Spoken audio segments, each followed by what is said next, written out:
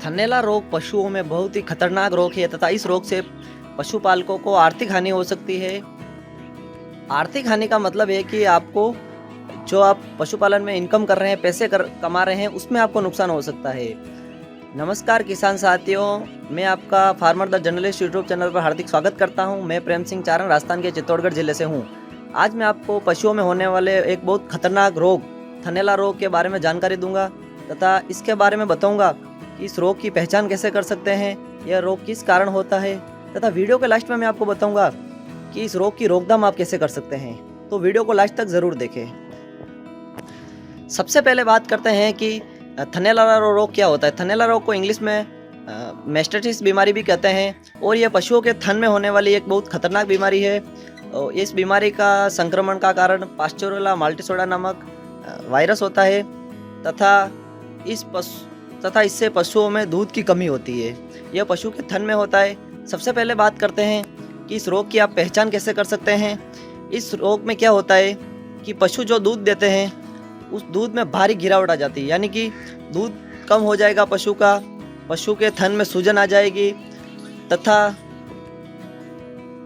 दूध का colour change हो जाएगा, दूध के कलर में पीलापन आ जाएगा तथा दूध में जो दही के जैसी वो जो गाढ़ापन होता है उस तरह गाढ़ापन आ जाता है। और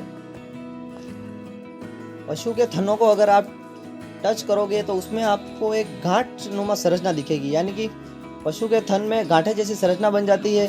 दूध में भारी गिरावट हो जाती है, दूध का रंग परिवर्तन हो जाता है। इस रोग को आसानी से पहचाना जा सकता है। अब बात करते हैं कि यह रोग किस कारण से होता है। यह रोग थनों में सफाई नहीं होने के कारण, यानी कि पशु जो बैठता है वो स्थान कच्चा स्थान होने के साथ ही जहाँ गंदगी रहती है उस स्थान के कारण यह रोग होता है। क्योंकि जो कच्चा फर्श होता है या जो गंदगी वाला स्थान होता है वहाँ हमेशा कीटाणु पाए जाते हैं जो थनैला रोग को होने का कारण है। थनैला रोग होने का सबसे महत्वपूर्ण कारण यह भी है कि जब हम पशुओं में दूध निकालते हैं, दूध निकालने से पहले हम थनों की सफाई नहीं करते हैं। तो दूध निकालने से पहले थनों को अच्छे तरह से साफ कर लेवे, जिसके कारण यह रोग ना हो। दूध निकालने वाले पशुपालक के हाथ साफ होने चाहिए।